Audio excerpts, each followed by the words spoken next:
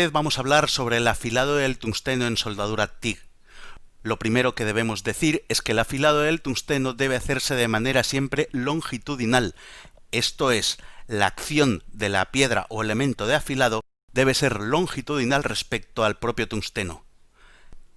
Esto se ilustra muy bien en esta imagen donde vemos cómo se coloca el tungsteno de punta, mirando hacia arriba, mientras la piedra gira hacia abajo, para hacer el estriado desde la punta hacia la parte de atrás. Esto es el sentido longitudinal. Así tiende a quedarse cualquier tipo de rebaba en la parte de atrás y no en la punta, donde podría dispersar el arco y crearnos determinados problemas al fundirse por concentración de calor. Durante el afilado siempre se van a producir estrías y arañazos en el tungsteno. Estas estrías y arañazos tienden a dispersar el arco. Con un afilado longitudinal, estas dispersiones tienden a abrir poco el arco y a orientarlo hacia la punta. Si por el contrario el afilado se hiciera transversal, como si fuera un lápiz, las estrías serían circulares concéntricas alrededor del eje del tungsteno. Estas estrías tenderían a la dispersión del arco. Vamos a hacer una comparativa visual entre dos tungstenos, uno afilado longitudinalmente y otro afilado radial, como un lápiz. A potencias bajas, a solo 80 amperios, hay poca diferencia entre los dos arcos. Podemos creer que el afilado longitudinal tiene un poquito de concentración más que el afilado radial, aunque hay poca diferencia. Tratemos de subir a 100 amperios a ver si se nota más diferencia.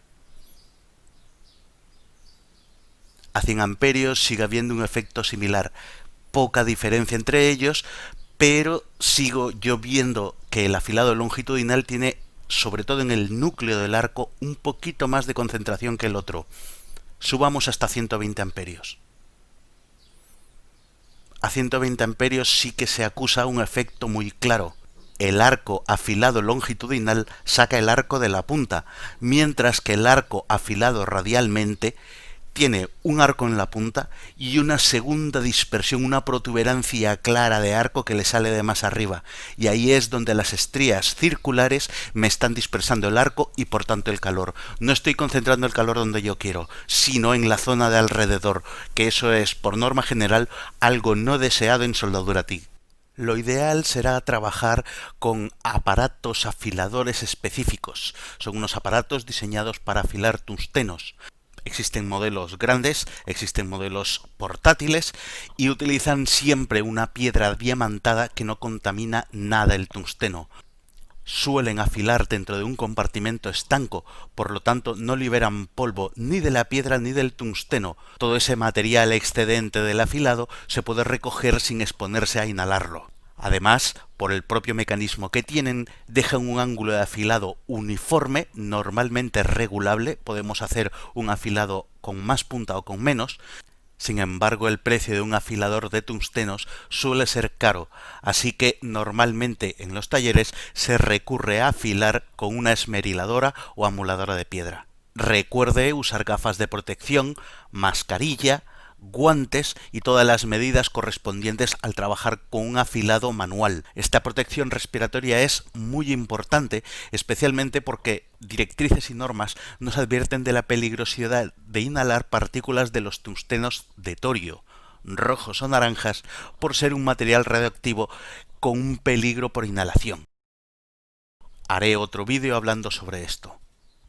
El polvo y partículas generadas por el afilado de estos tungstenos rojos o naranjas con contenido de torio son también a su vez radioactivas, así que la eliminación debe ser aplicando las normas correspondientes a este tipo de residuos. Consulte las normas locales aplicables, pero no lo tire a la basura sin más. Es conveniente durante el afilado en la esmeriladora mover el tungsteno hacia los lados, en lugar de dejarlo quieto en un sitio. Eso es por respeto a la propia piedra. Pensemos que el tungsteno es un material muy duro y afilar insistentemente en un solo sitio acabaría provocando a medio plazo un surco. Eso podría inutilizar la piedra para otras aplicaciones. Afilar con radial o amulador angular es por definición muy peligroso. Nunca podré recomendar este método sino rechazar su uso y aconsejo no hacerlo. Afilado en corriente continua. El afilado de tungstenos para soldar en corriente continua será con un ángulo de punta aguda. Suele ser interesante poder concentrar el arco, especialmente con un tungsteno delgado como es el de 1,6 milímetros. La manera de lograr esa punta aguda sobre la esmeriladora será apoyando el tungsteno en la parte alta de la piedra o en la parte media de la piedra. La parte baja de la piedra quedará reservada para afilados con ángulos muy abiertos. Dejar la punta completamente aguda no es bueno, porque tiende a fundirse con facilidad, dejando una punta asimétrica desfavorable al control del arco. Esto sucede por la densidad de corriente en la punta del tungsteno. Mientras más aguda es la punta del tungsteno, menor es su sección en milímetros cuadrados. Así que la corriente de soldadura pasará por secciones muy finas que acabará fundiendo, exactamente igual que un cable fino sobre el que hacemos pasar corrientes altas. En un ejemplo práctico, si yo soldase a 70 amperios con un tungsteno de diámetro 1,6, la sección de tungsteno sería de 2 milímetros cuadrados. Esto es una densidad de energía de 35 amperios por milímetro cuadrado. A medida que nos acercamos a la punta, pasamos por un tramo de 8 décimas de milímetro de diámetro. Allí la sección es de 0,5 milímetros cuadrados. Por tanto, la densidad de energía 140 amperios por milímetro cuadrado. Mientras más se estrecha la punta, pasamos a medio milímetro de diámetro de tungsteno, con una sección de 0,2 milímetros cuadrados, lo que implica una densidad de corriente de 350 amperios por milímetro cuadrado. Esto nos llevaría finalmente a derretir un tramo del tungsteno, un tramo que se va a derretir de manera asimétrica, perjudicando la buena distribución del arco que nos interesa. Esto se puede evitar truncando el cono de la punta, estableciendo así una sección mínima de punta que no se fundirá a la potencia que pretendemos trabajar. La tabla nos propone un diámetro en la punta del tungsteno, ese cono que truncamos, para las corrientes de trabajo que nos puedan interesar, también en función del diámetro del electrodo de tungsteno que estamos utilizando. Afilado de tungsteno para corriente alterna.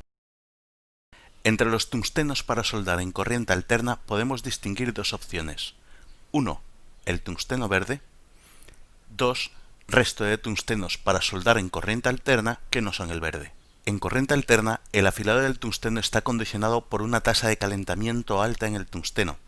Recordemos que en corriente continua la mayor parte del calor se deposita en la pieza de trabajo, mientras en corriente alterna el calor se reparte entre pieza y tungsteno. Ese calor añadido dependerá de la regulación del parámetro balance en la máquina y de cómo esté diseñado el equipo. El tungsteno verde.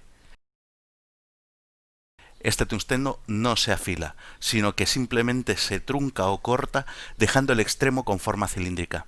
Esto es porque al soldar corriente alterna con un tungsteno verde siempre va a formar una bola o redondez en la punta, así que no tiene caso afilarla. Esa bola o redondez es parte básica e inevitable en el tungsteno verde soldando en corriente alterna. Es un tungsteno muy blando. Resto de tungstenos. Se afila con punta de pico bajo, esto es, ángulo abierto de 90 grados o más. Esta vez sí afilaremos apoyando el tungsteno en la parte baja de la piedra.